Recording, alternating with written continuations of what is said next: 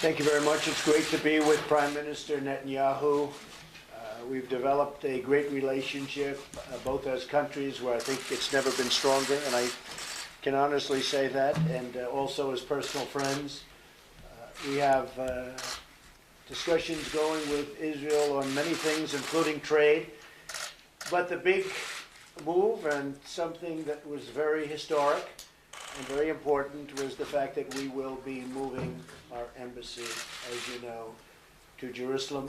And as we also know, that is way ahead of schedule by years. And we anticipate having a small version of it opened sometime next year. So that's a long time ahead of schedule. It's an honor, and it's a great honor to be with you. Thank you very much. Thank you. Mr. President Donald Trump. Thank you very much.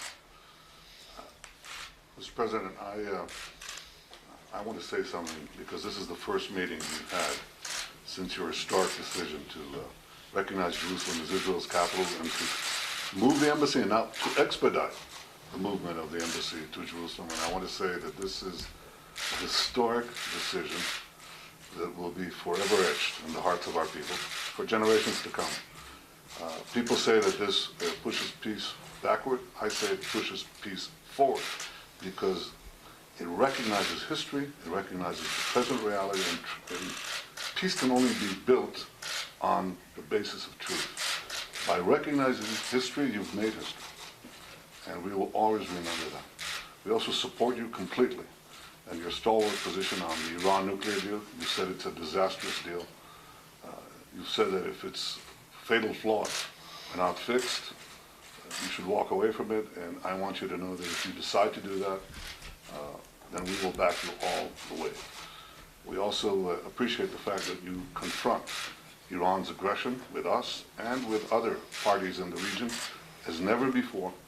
I've never seen the realistic alliance between the United States, Israel, and your other allies in the region as strong, as unified as it is under your leadership. And the last point is, you stood up for Israel in the UN in a remarkable way, rock-solid support. This is a place, it's a house of slander against Israel and against the United States, and by word and deed, you've told them enough is enough. As you finish your first year in office, I want to say that I look forward to continuing our remarkable, tremendous friendship in the years ahead, and I want to express the appreciation of the people of Israel to you.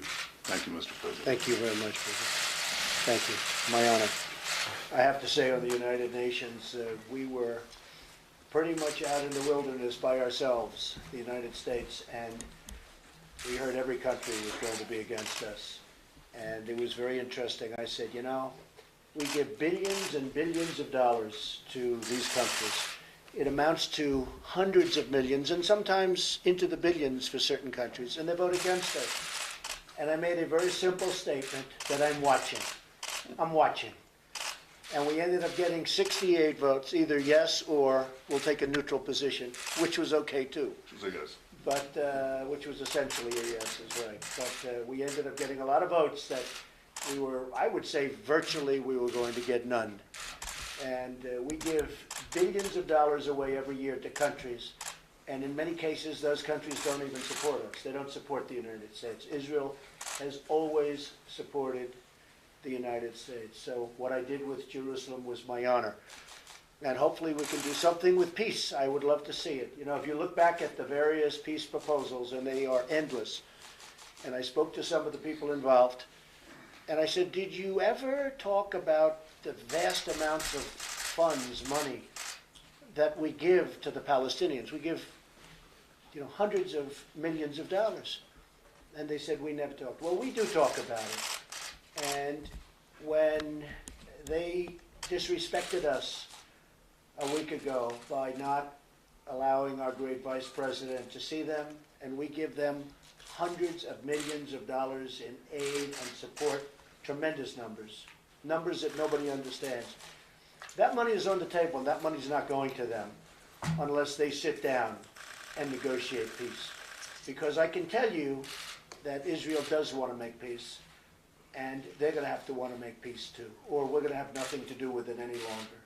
This was never brought up by other negotiators, but it's brought up by me. So I will say that the hardest subject they had to talk about was Jerusalem. We took Jerusalem off the table, so we don't have to talk about it anymore. They never got past Jerusalem. We took it off the table. We don't have to talk about it anymore.